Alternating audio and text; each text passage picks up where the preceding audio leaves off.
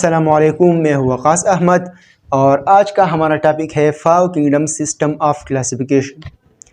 इस टॉपिक का मतलब ये है कि जितने भी लिविंग ऑर्गेनिजम्स हैं उन सब लिविंग ऑर्गेनिजम्स को साइंटिस्ट ने 5 किंगडम्स में क्लासिफाई किए हैं।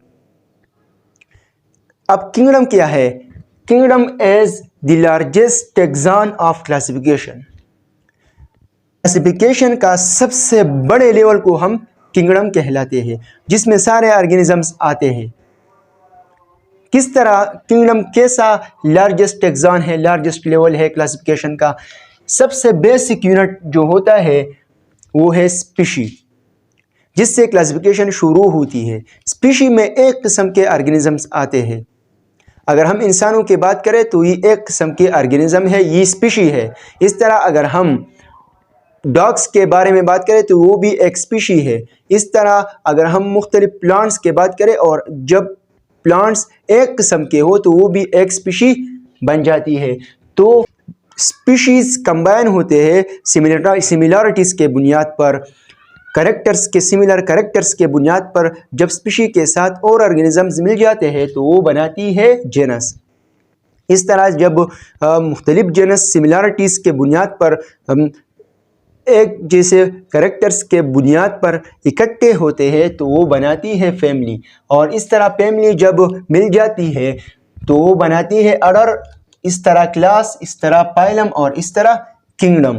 तो किंगडम में वो सब ऑर्गेनिज्म आते हैं जिसके करेक्टर सिमिलर होते हैं।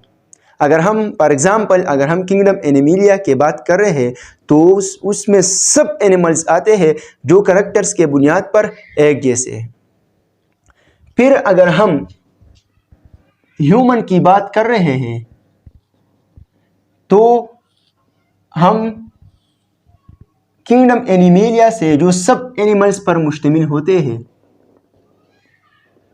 पाइलम के तरफ आएंगे, फिर क्लास के तरफ, फिर ऑर्डर के तरफ, और इससे मुख्तलिफ लिविंग ऑर्गेनिजम्स जुदा होंगे और इस तरह फैमिली, जेनस, और जब हम स्पीशी के तरफ आए तो इंसान से दूसरे जो एनिमल्स हैं वो सब जुदा होंगे और इंसान सिर्फ एक स्पीशी रह जाएगी जिसे हम ह्यूमन कहलाते हैं। साइंटिफिक नेम है ह्यूमन का होमो sapien.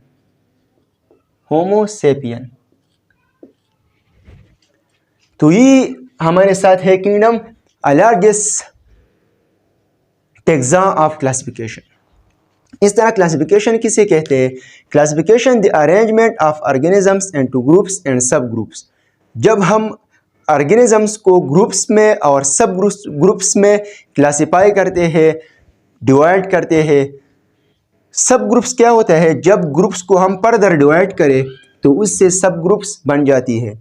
On the basis of similarities and differences, similarities और डिफरेंसेस के बुनियाद पर जब हम लिविंग ऑर्गेनिजम्स को ग्रुप्स में डिवाइड करते हैं तो इसे हम क्लासिफिकेशन बोलते हैं कि ये क्लासिफिकेशन है। अब आते हैं हिस्ट्री की तरफ। अरिस्टोटल एक साइंटिस्ट था जो 4th BC में आया था और इसके डिस्कवरीज 4th BC में उन्होंने अपनी डिस्कवरीज की। अरिस्टोटल ने सारे लिविंग ऑर्गेनिजम्स को हैबिटेट के बुनियाद पर क्लासिफाई किया।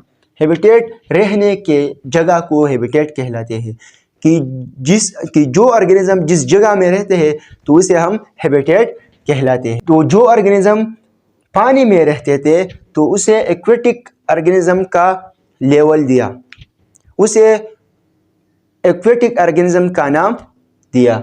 इस तरह जो ऑर्गेनिज्म ज़मीन पर रहते थे उसको उन्होंने टेरेस्ट्रियल ऑर्गेनिज्म का नाम दिया, और इस तरह जो ऑर्गेनिज्म हवा में उड़ते थे तो उसको एरियल ऑर्गेनिज्म का नाम उन्होंने दिया। अब ये जस्ट हैबिटेट के बुनियाद पर उन्होंने ये क्लासिफिकेशन की, लेकिन एक ही हैबिटेट में बहुत से किस्म के जानवर पाए जाते हैं। जैसे कि हम अगर पानी की बात करें तो पानी में तो फिश भी होते हैं और इस तरह पानी में एम्फीबियंस भी होते हैं जो एक दूसरे से बिल्कुल मुख्तलिफ है। तो इस डिफरेंसेस के बारे में उन्होंने तफसील से बात नहीं की, जस्ट उसने हैबिटेट के बुनियाद पर ऑर्गेनिज्म को क्लासिफाई किया। इस तरह अगर हम टेरेस्ट्रियल ऑर्गेनिजम्स की बात करें तो टेरेस्ट्रियल तो ज़मीन पर भी बहुत किस्म के ऑर्गेनिजम्स पाए जाते हैं।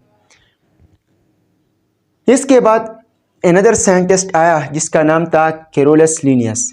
कैरोलस लीनियस का असल नाम है Carl von Linne. Carl von Linne. Carolus Linnaeus को फादर ऑफ क्लासिफिकेशन और फादर ऑफ टेक्सोनॉमी भी कहा जाता है, क्योंकि क्लासिफिकेशन का बुनियाद, सबसे पहले क्लासिफिकेशन का बुनियाद उसने रखा। कैसे रखा?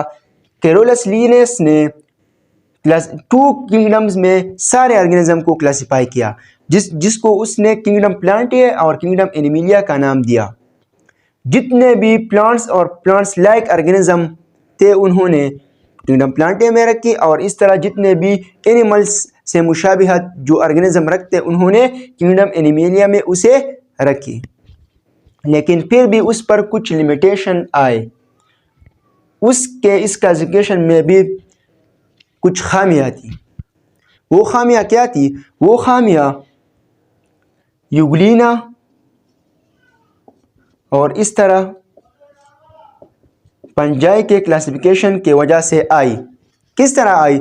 यूग्लिना एक ऐसे माइक्रो ऑर्गेनिज्म है जिसमें बहुत प्लांट्स और एनिमल्स के कैरेक्टर होते हैं, लेकिन उसने टीना को प्लांटे में शामिल किया, हालांकि इसमें एनिमल्स के कैरेक्टर्स भी पाए जाते हैं। तो ये एक खामी थी, ये एक उस पर एक लिमिटेशन आया यूग्लिना का। इस तरह पंजाई तो प्लांट के तरह उगते हैं, लेकिन फिर भी वो ग्रीन नहीं होते, वो सब्ज नहीं होते। इसका वजह ये है कि उसमें क्लोरोफिल नहीं होते और वो हेट्रोट्रॉपिक है, वो अपना खुराक खुद नहीं बनाती, ऑटोट्रॉपिक नहीं है। और प्लांट का कैरेक्टर तो ये है कि वो ऑटोट्रॉपिक है, वो अपना खुराक खुद बनाती है। तो किस तरह फंजाई को आप किंगडम प्लांटिया में रख सकते हो? तो ये भी एक लिमिटेशन कैरोलस लीनियस पर आई।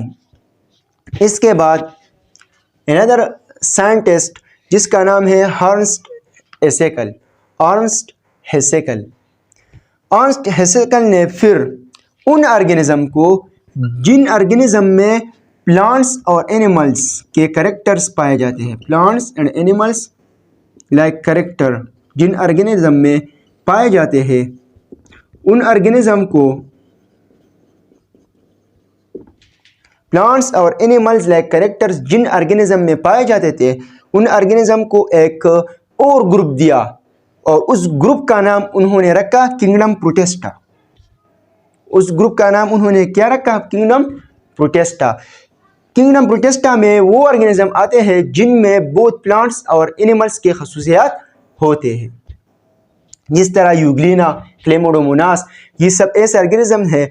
यूग्लिना का अगर हम बात करें तो जब सनलाइट नहीं होती तो यूग्लिना खुराक को मुंह के ज़रिए एनगल्फ करता है, अंदर लेता है, और जब सूरज की रोशनी होती है तो वो उन रोशनी को प्लांट के तरह, उसमें क्लोरोप्लास्ट भी होता है, यूग्लिना में क्लोरोप्लास्ट भी होता है, तो प्लांट के तरह वो फोटोसिंथेसिस करता है। जब सूरज होती है तो प्लांट के तरह वो यूग्लिना फोटोसिंथेसिस करता है, और जब सूरज नहीं होती तो वो मुंह के जरिए खुराक को एनगल्फ करता है। तो इस किस्म के ऑर्गेनिज्म को उन्होंने एक सेपरेट ग्रुप दिया जिसका नाम उन्होंने रखा किंगडम प्रोटिस्टा। तो 2 किंगडम सिस्टम कैरोलस लीनियस ने डिस्कवर की, और इस तरह एक और किंगडम किसने शामिल किया? अर्नस्ट हेसेकल ने।